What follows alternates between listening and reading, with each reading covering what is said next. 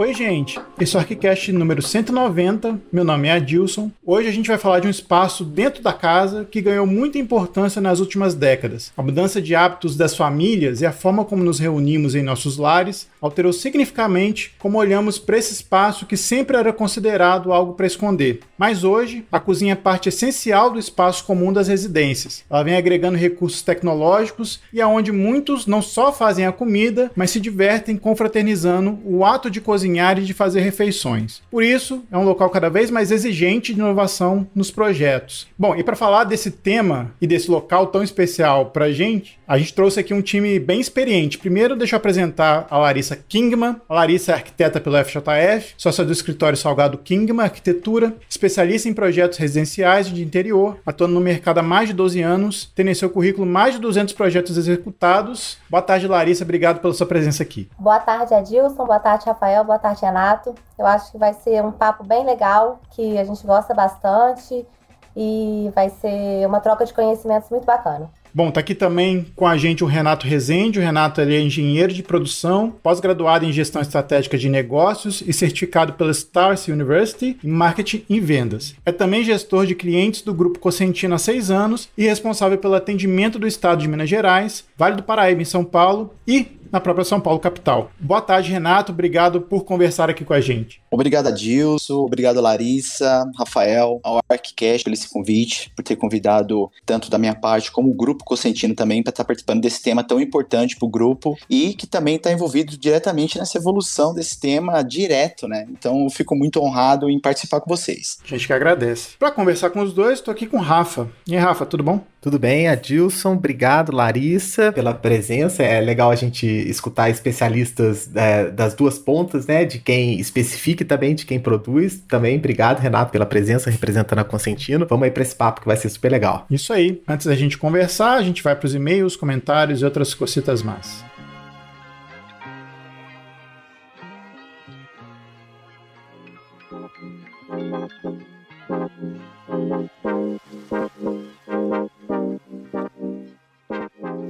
Voltamos com mais uma leitura de e-mails, comentários, outras cositas más. Tô aqui com 2 pessoas hoje. Tô aqui com o Rafa. E aí, Rafa, tudo bom? Opa, beleza? Tudo certo. E a gente tá também com o André Ribeiro, da Habitare. E aí, André, tudo bom? Tudo bom, e vocês? Tudo tranquilo. Bom, Rafa, como é que esse povo faz para entrar em contato com a gente? Bem, mandando aquele e-mail maroto, raiz, né, que quase ninguém usa e-mail mais, para contato@archicast.com. Lá você pode mandar sugestão de episódio, falar com a gente, contar sua história. Já fizemos vários relatos aqui super interessantes. E também temos as nossas redes sociais, Facebook, Instagram, Twitter, temos canal no YouTube, temos canal no Telegram, né, Adilson? Estão esquecendo alguma coisa? Não, tá tudo certo. E o TikTok? O TikTok, exatamente. Eu esqueci junto com você. Beleza, TikTok. Isso aí, você pode nos encontrar lá. E a gente é um pouco mais ativo no Instagram, mas estamos em todas essas áreas. Tem vídeo no YouTube, tem historinhas, tem episódios gravados em vídeo, tem muita coisa lá pra vocês curtirem. Exatamente. E a gente também tá no site da Habitare, né, André?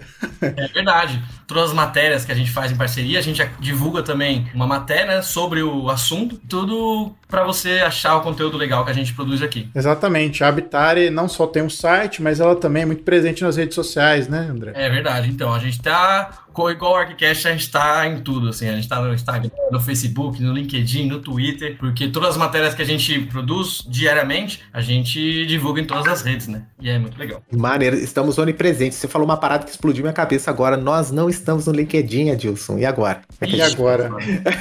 Caramba. Vamos criar um perfil lá no LinkedIn do Instagram. No LinkedIn do ArchiCast, ó, do Instagram.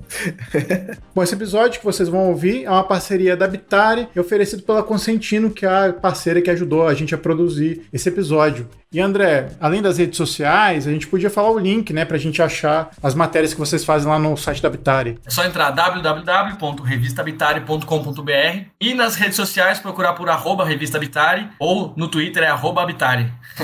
Isso aí. Então a gente vai deixar vocês com o episódio que a gente fez em parceria com a Habitare, oferecido pela Cosentino, que está atuando no mercado de revestimentos há muito tempo e ajudou a fazer esse episódio com a gente, certo? Certíssimo. Obrigado, André. Aí, eu que agradeço, gente. Então a gente volta daqui a uma semana com mais episódio para vocês e boa diversão.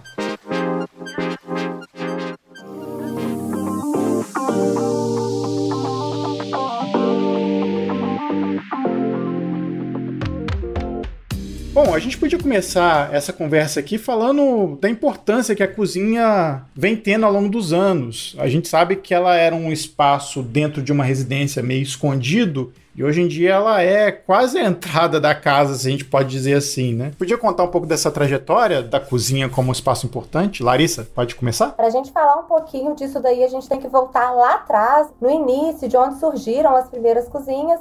E aí a gente tem que lembrar que a cozinha era um local bem afastado da casa, e isso tinha um motivo. As cozinhas, elas não eram frequentadas pelos donos da casa, elas eram frequentadas pelos escravos, que eram quem faziam as comidas na época, posteriormente os empregados da casa. E nessa época, como não existia energia elétrica, não existia gás, a cozinha era um lugar meio insalubre. Tinha muita fumaça no preparo da cozinha. Os bichos, eles tinham que ser mortos ali na hora, porque não existia geladeira também. Era um lugar que ele tinha que ser pouco frequentado, porque ele era bem insalubre, tinham odores. Tudo começa daí, né? E curiosamente, a cozinha no século XX, ela começa a ganhar uma outra importância, né? Ela começa a ser considerada meio que o motor dentro da casa, né, Rafa? Sim, tá muito conectado com a modernidade, né? A ideia da máquina de morar e tal, então a eficiência, funcionalidade, né? Os nossos ouvintes gostam muito também de história da arquitetura, né? Quando a gente fala lá que o Corbusier falava da casa como um transatlântico, né? Então tem essas referências de espaços que eram compactos e funcionais, que tinham que estar em equipamentos de transporte, isso foi transplantado para morada, né? Para casa. E isso mudou radicalmente a percepção, né? Desse espaço no cenário da casa, mudou a técnica, muda tudo, né? A gente tem um salto aí do que a Larissa comentou aí sobre esses espaços para uma mudança, de fato, dessa função dentro do hábito, né? Do morar, né? E você comentou aí que isso foi a partir de 1900 e está diretamente ligado à chegada do gás no fogão. Primeiro chegou o fogão a gás na cozinha e logo depois chegou a energia elétrica, né? Então acho que está tudo entrelaçado ali. E muito de encontro ao que a Larissa falou, uma informação muito interessante que parece que está muito longe da gente essa época, né? E na verdade, quando nós vamos visitar um interior do interior, né, que é a roça, que nós costumamos a dizer, e a gente ainda vê alguns vestígios dessa história que a Larissa comentou, né, que é aquela defumação de alimento ainda, alguns alimentos que ainda são preparados fora da geladeira, como uma carne seca, uma linguiça defumada, as carnes colocadas também em potes de gordura de porco, né, então mesmo com essa chegada do gás, grandes famílias ainda mantiveram algumas tradicionalidades ainda dentro da cozinha, né, tem alguns vestígios que nós observamos ainda, pelo menos nas casas que eu já fui, inclusive recente nas minhas férias agora eu estive na casa de alguns amigos e percebi esses vestígios que a Larissa comentou e eu me identifiquei muito agora. Pois é, minha mãe estava comentando que ela comia carne colocada na gordura de porco, né? Eu não posso confirmar 100%, mas tem gente que voltando a esse hábito de utilizar a gordura de porco, porque dizem que é muito mais saudável que as gorduras que são muito processadas hoje, né? Eles comentam bastante também e é muito comum, né, em Minas e no interior de Minas ainda ter esse tipo de conserva. Pois é. Um outro marco que a gente pode citar, eu lembro diretamente daquele filme Meu Tio, que tem todo aquele cenário que mostra a cozinha toda equipada com várias parafernálias. Identifico essa ideia da cozinha moderna como algo cheio dessas parafernálias, e a cozinha de Frankfurt foi um dos marcos que ajudaram a pensar a cozinha como algo pensado como se fosse uma linha de produção de uma casa. E eu acho que esse paradigma, ele muda a percepção da gente para a cozinha, que ela começa a fazer parte realmente de uma residência, fazer parte indissociável, e até tem outros estudos, acho que tem um estudo de uma americana que começou a entender o layout, fazendo comida, utilizando uma linha, que ela ia deixando para entender como é que a pessoa utiliza o layout da casa. Essa ideia que a cozinha de Frankfurt trouxe, e esses outros experimentos, foi meio que tentando trazer inovações para entender como é que a cozinha funciona, né? A gente pode classificar algumas inovações que o século XX trouxe para a cozinha, além das mais óbvias que a gente conhece, Larissa? Na cozinha, as principais inovações são os equipamentos eletrodomésticos mesmo, porque mesmo eles estando vindo desde lá de trás, eles estão cada dia mais eficientes. Eu acho que isso contribui muito com a chegada do pessoal de dentro de casa para dentro da cozinha. Então eu acho que os equipamentos que ajudam as pessoas a cozinhar mais fácil, mais rápido e até hoje em dia mais saudável, com a chegada, por exemplo, de uma air fryer que revolucionou o mercado, isso ajuda também a trazer todo mundo de casa para dentro da cozinha, que é essa virada que a cozinha deu, que hoje em dia eu posso falar assim, por experiência, que a cozinha está sendo o coração da casa. Muito mais que a sala de estar, que foi o coração da casa até 5 anos atrás. Junto com essa evolução dos equipamentos, a indústria também começou a oferecer para as pessoas tipos de alimento que ela pudesse preparar rapidamente, né? Um exemplo mais óbvio disso é a pipoca. A pipoca basicamente é um saco de papel que você bota ali e 2 minutos voa lá. É quase como uma mágica que a pipoca tá pronta, né? Isso é só um dos exemplos dos vários, assim, fora comida congelada, enfim. E essa integração da cozinha, principalmente com os nossos celulares, né? Essa comodidade, principalmente o carregador de indutor que hoje fica na bancada, pode ser um controle de iluminação, de tempo do forno, e essa tecnologia que a gente tem, que a gente vê hoje no mercado, ela interage muito com os aplicativos, né? Trazendo uma comodidade, uma praticidade cada vez mais para quem tá ali na cozinha, para quem tá executando, que tá fazendo comida, interagindo e fazendo um social e fazendo um happy hour, para não ter uma necessidade de você sair dali para se locomover muito, né? Para manter todo mundo dentro da cozinha. A gente imagina até a geladeira hoje tem microchip para fazer ela funcionar, né? A gente fez esse salto, né? Viemos pro século 20, 21 e tal, mas é interessante a gente pensar também isso que a Larissa falou, né? Da cozinha tá no centro da casa e tal. A gente tá falando muito da área urbana, né? Mas nos rincões, hein? Nas áreas rurais, a cozinha durante muito tempo já era mesmo assim, né? O local de encontro, né? Das pessoas, o fogão a lenha. Daí falando da cultura mineira, né? Especificamente, né? Então, isso de certa forma já existiu, né? Perdurou já um bom tempo no século 20 e tal. Agora, na verdade, o que acontece isso está sendo assimilado também pelas residências urbanas, né? Então tem esse aspecto também do rural, do urbano, que ajuda a gente a pensar essa questão, né? As casas paulistas, o Renato também atende aí Vale do Paraíba, né? As casas paulistas ali do interior do Vale do Paraíba, então a cozinha também é um lugar importante na casa, meio que o centro. Então é interessante quando a gente vê uma coisa que é cultural também, começar a ganhar a escala da cidade, volume. E aí eu já até queria aproveitar essa fala para já perguntar para Larissa, né? Essa questão da incorporação da cozinha na casa, né? Tá se transformando numa tendência, é uma tendência, né? E como que isso também afetou o posicionamento das cozinhas no projeto, assim? Qual que é o protagonismo que a cozinha tem agora nos projetos de residenciais ou reforma de interiores? Como é que você tem percebido isso com a sua prática? Eu acho que muito disso que está acontecendo, que a família está indo para a cozinha, é um pouco também da mudança de estilo de vida da era moderna que a gente está vivendo aí hoje em dia. Foi até legal que você criou um gancho aí, falando que isso já vem de um tempo, que nos subúrbios, em alguns lugares, as pessoas já se reuniam na cozinha. Eu acho que vai muito também do estilo de vida.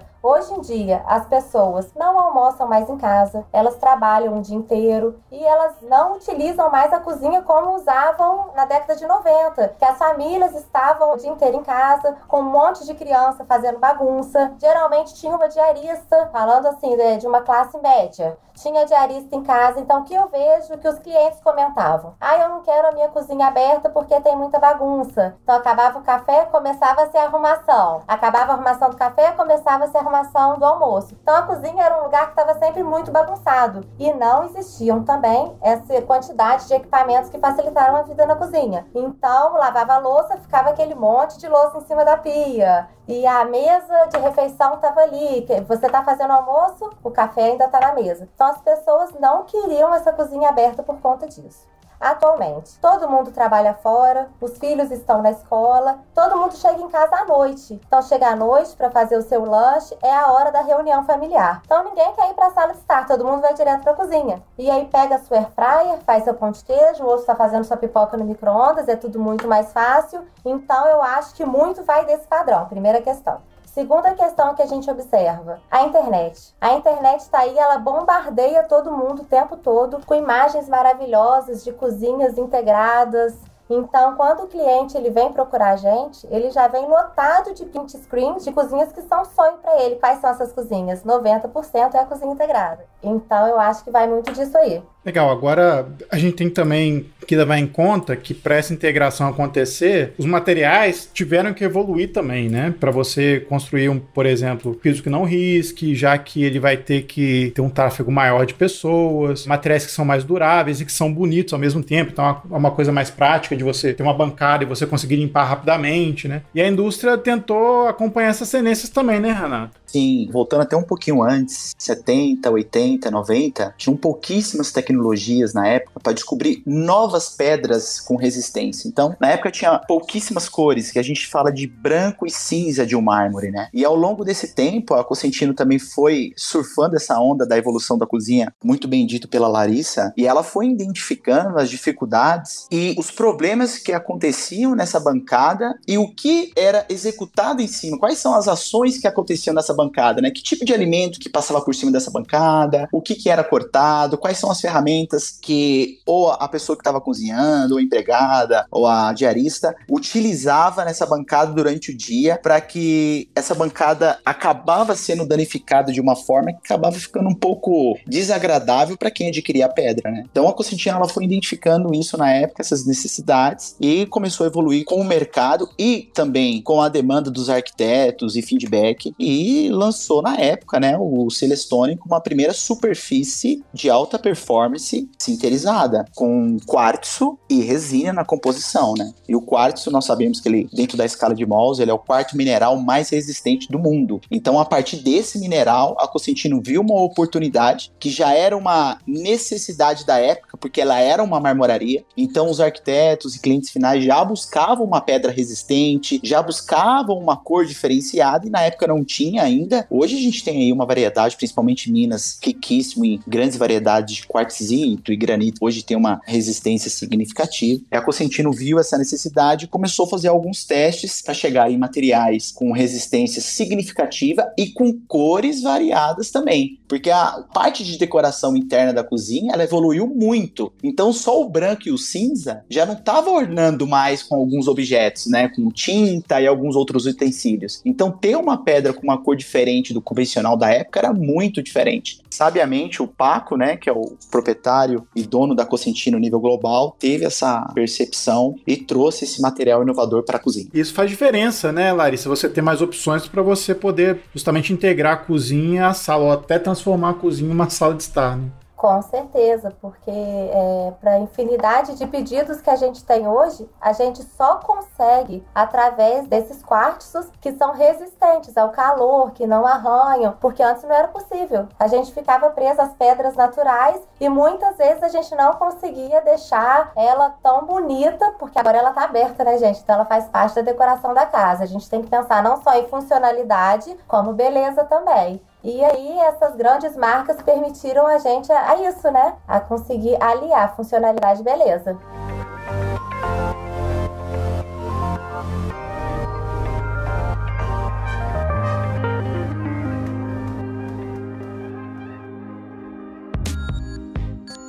E quando a gente fala de inovação, novos materiais e tal, a gente acaba não podendo fugir do tema da sustentabilidade, né? E pensando em cadeia de produção, pensando desde a extração até os processos, até a distribuição, né? Eu acho que isso é uma agenda, né, mundial e tudo mais. Aí eu queria já perguntar para os dois, fazer de uma vez só, né? Como que a indústria, em especial Cosentino, ela tem desenvolvido os seus produtos pensando nessa vertente sustentável em todo o processo. E aí talvez vocês possam ir batendo bola. Larissa, o que isso alterou de fato na hora de pensar o projeto? Isso também entra na agenda de quem está especificando, olhar para aquela empresa que é mais responsável? Como é que isso acontece aí, orbitando em quem está na indústria e quem está na linha de frente ali especificando? A Cosentino, nos anos 90, quando ela lançou o Celestone, todos os materiais, né, como a gente tem várias categorias de materiais. A gente tem a porcelana, porcelanato, granito, quartzito, mármore, limestone, ultracompacto, lâminas porcelânicas. E dentro dessa composição desses materiais, tanto da pedra natural quanto dos materiais sintetizados e fabricados pelas indústrias, a gente tem um composto chamado sílica cristalina.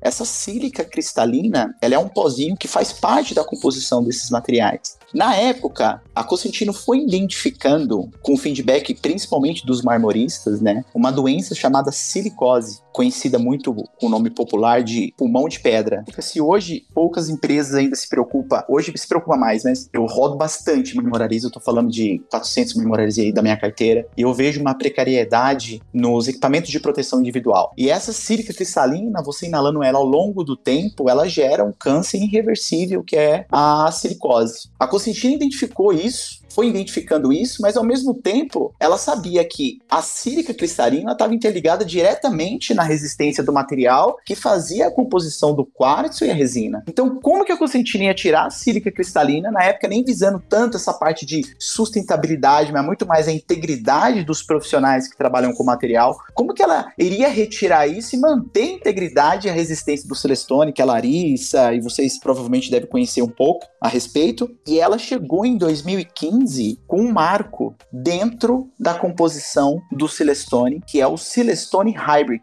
ou híbrido, né, que a gente ouve muito falar, principalmente os carros híbridos hoje. Como que a gente imaginaria na época um carro elétrico que andava autonomia de 30, 40 km por hora, hoje um carro híbrido elétrico e a combustão tem poder igual ou superior a um carro a combustão. Isso veio muito para a superfície do Celestone. Então a Cosentino foi identificando de que forma que eu conseguiria substituir a sílica cristalina. E ela chegou em 2 componentes principais, 2 resíduos sólidos, descartado em grande quantidade no meio ambiente a nível global, que é o vidro e o espelho. Então hoje no Celestone faz parte da composição o vidro e o espelho, e a Cosentino conseguiu diminuir de 10 a 50% da sílica cristalina. Então, ela uniu várias vertentes, ela trouxe uma segurança e uma integridade dos profissionais que trabalham direto com o nosso material, e ao mesmo tempo ela já se enquadrou na ODS, que é os Objetivos de Desenvolvimento Sustentáveis, que a ONU lançou 17 objetivos desses, e todas as empresas do mundo precisam olhar para esses 17 objetivos e tentar, de alguma forma, aderir ao seu processo produtivo a algum resíduo sólido, ou alguma reutilização de energia por placas fotovoltaicas, ou reutilização de água. É como se fosse uma produção circular. A gente ouve muito, né, produção circular. Então a Cosentino em 2015 ela teve esse marco, manteve a integridade do Celestone, a resistência, a garantia de 25 anos, e hoje o Celestone deixa de ser um quartzo e ele passa a ser um aglomerado de minerais nobres. Conseguimos, desses 17 objetivos, a Cosentino é a única empresa apta no mundo a ter um produto de procedência fabril e sustentável para o mundo da arquitetura, facilitando e trazendo cada vez mais valor agregado para os profissionais especificadores. Isso foi muito incrível da nossa parte e acreditamos que em algum momento isso pode virar lei e a Cosentino está pelo menos 10 anos na frente de tecnologia com esse avanço aí do Celestone. Renato falou muito bem, eu queria até fazer uma pergunta para ele, que é uma pergunta que chega muito no nosso escritório. Eu queria que você explicasse um pouquinho para gente a diferença, uma das maiores diferenças que você vê entre os granitos e mármores naturais e esses aglomerados que você acabou de explicar pra gente aí, que não é mais quartzo, né? O Celestone ele ainda tem um quartzo na composição, ele continua tendo uma resina na composição, mas trouxemos 2 minerais a mais, que é o rejeito do vidro e o espelho. O granito, o mármore, eles são de durezas diferentes, né? Desde muito tempo atrás, na formação das rochas, né? As rochas que tiveram um resfriamento mais demorado, tiveram uma resistência maior, então a gente chega nos granitos e quartzitos. As larvas vulcânicas que tiveram um resfriamento mais rápido se formaram em mármores. O sinterizado, né, que é composto também por minerais naturais, ele trouxe uma possibilidade de resistência maior do que esses materiais naturais, principalmente no choque térmico e na porcentagem de quartzo que tem na composição. Um granito, ele tem um pouco de quartzo na composição e no quartzito, mas nada comparado à porcentagem mais concentrada no Celestone ou no Decton também, que é uma outra proposta de produto, posso falar um pouquinho depois também dele, que ele não tem resina, então tem uma possibilidade de aplicabilidade em outras áreas. O Celestone é só área interna por causa da resina. Então a Cosentino teve essa concentração de minerais com resistência significativa, trazendo mais resistência do que os materiais naturais hoje existentes. Bacana. Só mais uma pergunta aqui então, antes de eu falar sobre a sustentabilidade que o Adilson tinha perguntado ali atrás. Com relação à mancha de alimentos, de vinho, eles são 100% eficientes? Tipo, se cair um copo de vinho, não mancha numa bancada branca, um Celestone mais clarinho? Sim, a Cosentino, quando trouxe essa garantia, né, de 25 anos, quando nós falamos de garantia de 25 anos, se referimos a 2 pontos. Amarelamento de forma uniforme, não é causada por uma mancha. É um amarelamento por, às vezes, ter uma resina não tão boa. A Cosentino garantiu que, ao longo de 25 anos, o material permanece com as suas características físicas e estéticas, tanto quanto amarelamento e deformação do material. Essa, quando a gente fala de garantia única e exclusiva no mundo, estamos falando desses 2 pontos. Só que o material é resistente a risco e a mancha. É diferente de ele não manchar e não riscar. Porque o cliente final, ele é muito criativo, né? Quando a gente fala que não mancha, ele vai testar com tudo que ele tem em casa e vai chamar os amigos e olha que bancada incrível, esse material não risque, não manche, não. Ele pode riscar e pode manchar. Só que ele tem uma resistência enorme, porque os testes que a Cosentino faz na superfície são testes do dia a dia. É um azeite, é um óleo, é um vinho. Agora cai um ácido, um limpa alumínio, algum item que não tem nada a ver ali com as ações de fabricar um alimento, de produzir algum alimento, foge disso e pode sim danificar o Celestone. Inclusive riscar também. Se eu tenho uma ferramenta hoje com dureza igual ou superior ao quartzo, eu vou danificar o meu Celestone. Agora, uma faca convencional, cortar um alimento em cima, não é um problema pro Celestone. Algum golpe, uma coisa que caia, que foge do dia a dia, as ações ali, dos testes comuns que tem numa bancada, pode sim trazer algum tipo de dano na superfície. Só que, olha, Larissa, é difícil manchar e riscar, a menos que fique sujo por muito tempo. Tô falando de uma semana, alguém faz uma festa numa casa de veraneio e fica muito tempo fechado, e pode sim levemente trazer alguma mancha, alguma coisa do tipo, e que nós temos também alguns compostos químicos que fazem essa limpeza para manter a originalidade da superfície do Celestone. Mas pode acontecer? Pode acontecer. É resistente? É muito resistente. E nós, quando fazemos um workshop com os profissionais, a gente convida o profissional a fazer os testes na casa dele. Pega uma amostra de Celestone, uma amostra de Decton, e que você tenha essa experiência na sua casa. Coloca um vinho, um azeite, deixa 1, 2 dias, 3 dias, vai fazendo o teste para você também ter uma segurança e entender qual que é a resistência que o Grupo Cosentino oferece para o mercado. É incrível a resistência, a maior resistência do mundo em relação às outras superfícies, mas que sim, pode ter algum dano dependendo da ação. Ô, Renato, bem explicativo aí, tá? Obrigada, porque é uma coisa que a gente explica para o cliente, mas eu acho muito interessante, assim, para todo mundo escutar e ficar sabendo, né? Com relação à sustentabilidade, Adilson, você perguntou se os clientes vêm até nós já com essa cabeça de sustentabilidade. Ela não chega especificamente para a cozinha, mas hoje em dia, a gente falando em projeto do zero, a gente fazer o projeto residencial, 90% das casas a gente já faz com preparação para uma energia solar, que não é só o aquecimento solar. Então as casas, elas estão ficando cada dia mais sustentáveis, porque elas estão produzindo a sua própria energia, e paralelo a isso, nós também estamos tendo equipamentos com maior eficiência. Então a geladeira, ela não gasta mais tanta energia quanto antigamente, o micro-ondas também não. Então eu acho que a junção desses 2 fatores estão contribuindo aí pra gente salvar nosso planeta, né? Ô, Larissa, você me deu uma brecha para entrar também, não só na composição do produto, mas a Cosentino, né, ela tá no deserto em Olula, em Almeria. E ela, a própria fábrica, ela já tá se programando para ficar autossustentável. Hoje,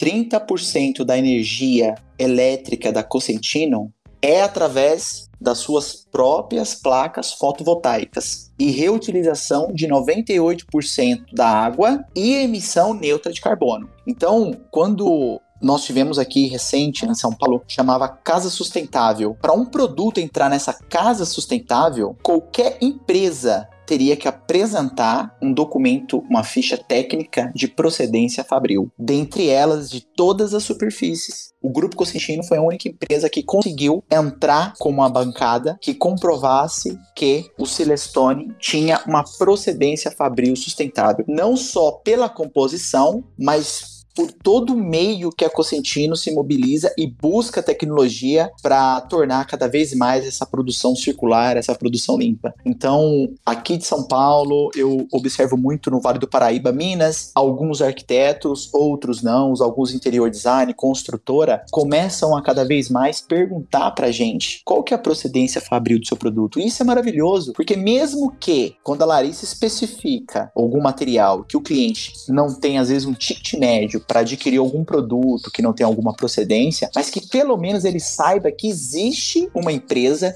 que existe pessoas que estão trabalhando para cada vez mais viabilizar e oferecer um produto de procedência fabril. Então hoje a gente recebe muita solicitação de documento, ficha técnica para apresentar para o cliente final ou apresentar para uma construtora, que isso, a construtora às vezes quando vai fazer um prédio ela precisa, dependendo do caso, eu não tenho muito conhecimento a fundo sobre o tema, mas às vezes dentro da sua pasta de discriminação técnica de aplicação, ela precisa, e isso pontua para ela de alguma forma, trabalhar com empresas que têm a mesma ideologia e conceitos sustentáveis para fechar realmente um círculo. Trabalhar, especificar com pessoas que estão com o mesmo propósito. E eu acho que isso vem cada vez mais forte, e o que o Grupo Cosentino acredita é que em algum momento isso pode ser lei até em 2030, que a ODS colocou para o mundo, né? Que até em 2030 é só um aviso. Gente, vamos buscar trabalhar dessa forma, vamos buscar reutilizar algum resíduo, aproveitar alguma forma de energia, mas em algum momento eu acho que isso vai pegar muito forte, e eu acho que a arquitetura é um dos principais pilares para essa mudança. Sim, com certeza. Inclusive, isso vai ser o tema do próximo Congresso Internacional de Arquitetura, que vai ser em Copenhague, na Dinamarca. Vai ser todo em cima das ODS dessa Agenda 2030. Isso é muito legal imaginar que estamos todos conectados aí nesse assunto. É um tema super interessante. E é interessante que as ODS, mesmo elas não tratando todas especificamente de problemas relacionados à arquitetura, à produção, elas tratam de tudo, que vai desde programa de erradicação da fome até melhoria de educação e tal, mas a arquitetura se conecta de alguma forma com todas elas, né? Isso é bem bacana.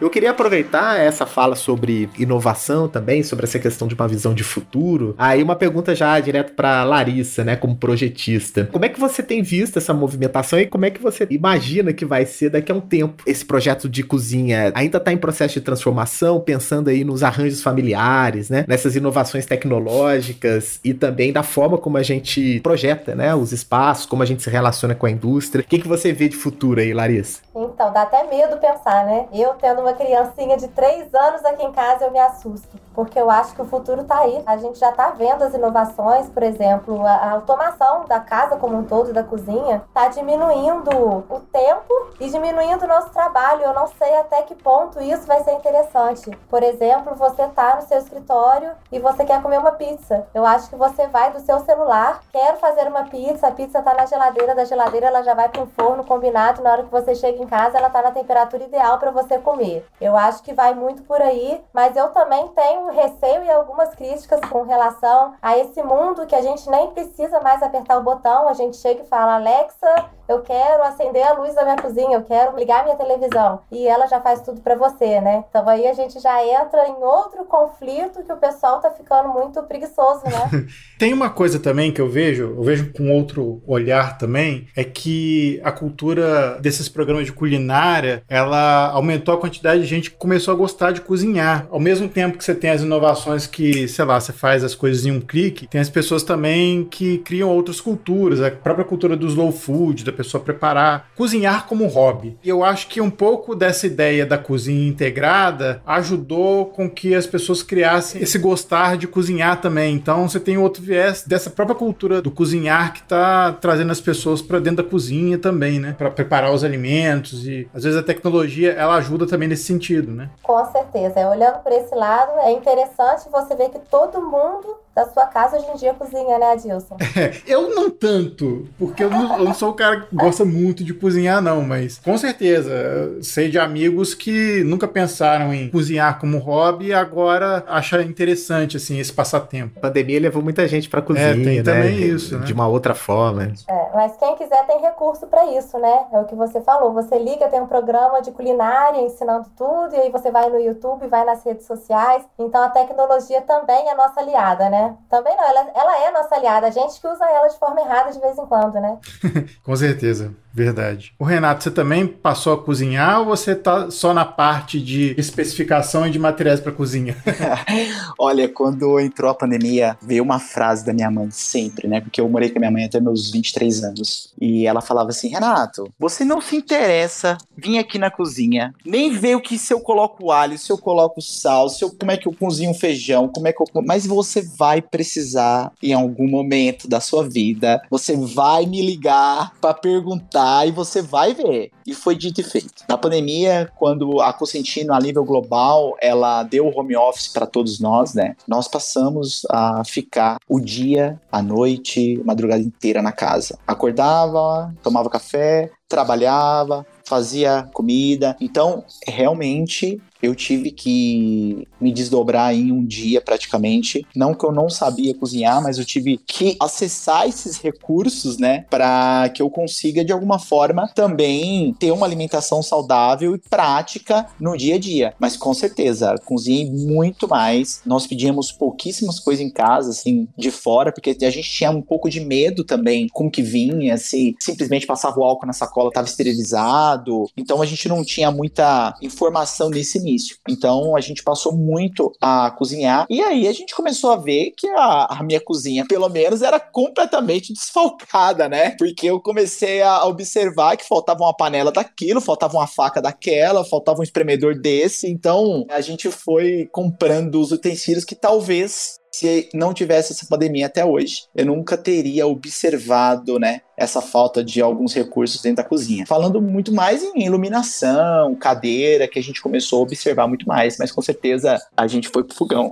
Pois é, e aí queria saber, do ponto de vista da própria Cosentino e de você, Larissa, como especificadora, o que vocês identificam como sendo o principal desafio nesse momento da especificação dos materiais para serem aplicados no projeto de uma cozinha? E as dicas que vocês podem dar para a audiência para que esse projeto seja mais eficaz possível? Do ponto de vista da Cosentino, né, como hoje nós temos a superfície número 1 no mundo, nos nossos 3 produtos, né, que é o Celestone, Decto e Incensa, aquele sonho, né, a vontade de querer os nossos produtos tem em todo mundo e é unânime. O nosso desafio hoje é trazer uma viabilidade maior comercialmente para o mercado para que os nossos produtos estejam em mais casas, não só ali da nata, né, do público A do mercado de luxo, mas sim trazer uma viabilidade para nós conseguirmos também atender um pouco mais de cozinhas que vêm para nós até com um ticket médio menor. Então a gente fica muito triste porque às vezes o arquiteto especifica a Cosentino, né, a Celestone, Decton, e às vezes não vai muito de encontro com o que o cliente espera gastar. Então eu acho que o maior desafio hoje do Grupo Cosentino, é claro, que é sempre continuar inovando, trazendo novas cores, trazendo novas tecnologias de superfície, facilidades e resistências maiores. Mas hoje eu acho que o maior desafio mesmo é tentar viabilizar mais, de alguma forma, para o consumidor final, para ele ter uma acessibilidade maior. E a Cosentino acredita que é o contato com o profissional sempre. É o contato, tá sempre nos comerciais e de valores agregados para ajudar, principalmente a Larissa, a informar o que ela tá especificando para o cliente fazer sentido. A gente dentro da marmoraria, levando capacidade técnica fabril para execução e também capacidade comercial para que saiba passar uma informação de valor para o cliente final. E a gente também tem as disposições, né? São as lojas de cozinhas, entre outras disposições como casa cor e revestir. Mas eu acho que hoje eu acredito que a maior dificuldade da Cosentino é trazer uma acessibilidade de informação de maior qualidade para os nossos clientes, seja eles quem for, cliente final, arquiteto, interior designer, construtora, marmoristas e lojistas. Eu acho que o maior desafio hoje é a gente alinhar o sonho do cliente com o que é possível para a realidade dele. E aí a gente esbarra primeiro nessa questão aí financeira mesmo, né? Porque essas pedras, elas acabam que elas têm um ticket médio maior do que os granitos naturais. E espacial também. A gente falando aí da cozinha moderna, essa nova onda aí de cozinha com ilha, ela não cabe em qualquer casa e muito menos em qualquer apartamento. Então, cabe nós, como arquitetos e como um maestro mesmo, orientando o cliente para a cozinha dele ficar não só bonita, mas funcional também. Porque não adianta a gente chegar e falar, eu quero fazer igual do Instagram, eu quero fazer igual a cozinha da minha amiga, e chegar numa cozinha pequenininha de um apartamento e colocar uma ilha com fogão, comprometendo o espaço de circulação, comprometendo a cozinha como um todo. Então, a gente tem que ter uma preocupação grande com isso. E falando com relação às bancadas, a gente esbarra muito numa questão que às vezes o cliente ele tem o sonho, por exemplo, de ter uma cozinha com uma pedra branquinha, clarinha na pia. E as pedras naturais claras, elas são mármores, elas são porosas e a gente não pode usar na cozinha. E aí a gente entra na questão diretamente financeira, porque para a gente especificar uma Tecton, um Silestone, fica complicado se a pessoa não tem essa grana ali naquele momento para levar naquele projeto. Então a gente tem que ir orientando, mesclando, para no final o cliente ficar satisfeito e a cozinha ficar funcional. Acho que o principal aí é unir a beleza e a funcionalidade junto no bolso de quem está fazendo também, né? A gente tem que ter essa preocupação.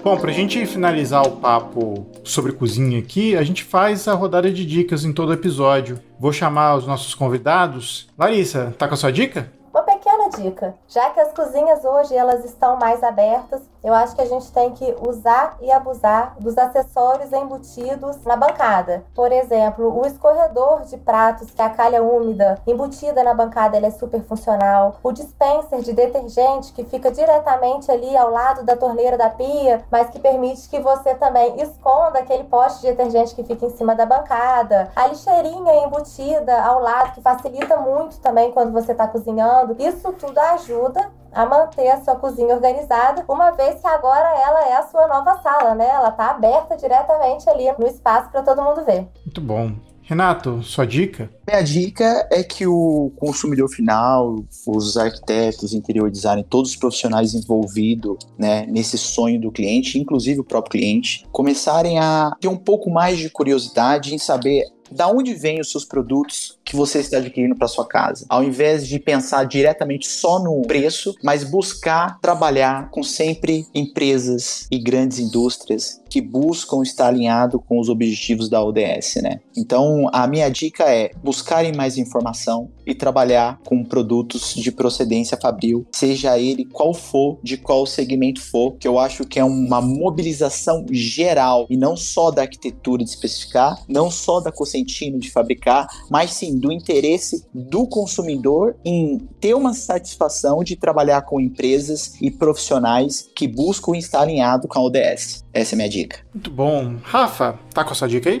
Claro, a dica surgiu no meio da conversa, agora o Renato ratificou, então a minha dica vai ser o seguinte, para que vocês acessem o site do Congresso Mundial de Arquitetura, é UIA 2023 cph.org, que é o programa, né, que já tá aí a todo vapor, com uma série de conteúdos nesse site. Dentre esse conteúdo tem aquilo que eu comentei com vocês, de como que a arquitetura pode contribuir para cada um dos objetivos, né, que as ODS significam Objetivos de Desenvolvimento Sustentável, e isso é muito legal, super interessante. A gente até tá fazendo uma série interna nossa aqui no Instagram, né, desses 17 pontos, acho que a gente tá no 3º ou no 4º, aí fica a dica para acompanhar a gente também lá no Instagram, que a gente tá falando um pouquinho sobre isso. Adorei a dica, Rafael.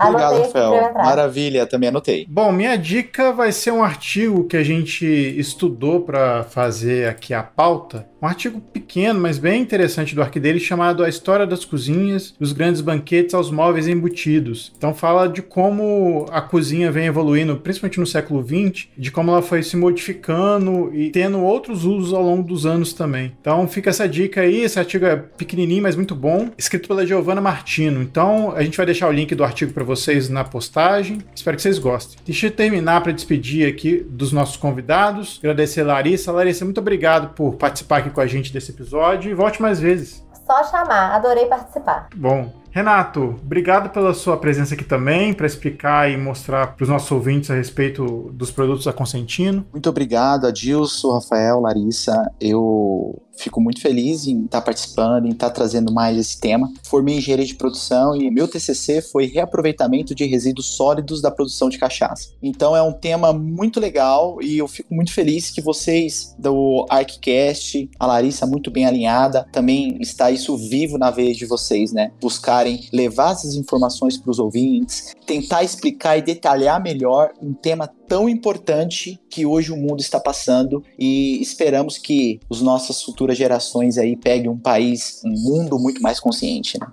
Muito bom. Rafa, mais um. Mais um, muito obrigado, Larissa, Renato, pela conversa. Uma conversa super agradável. Falamos da história da cozinha até, né, visões de futuro, mundo sustentável, tendo a cozinha como uma referência. Foi um papo super leve, agradável, mas cheio de informação. Conseguimos atingir nosso objetivo aqui, né, Adilson? Exatamente. Para isso que a gente existe também, né, Rafa? Bom, então a gente fica por aqui. A gente volta na semana que vem com mais episódios para vocês. E até mais.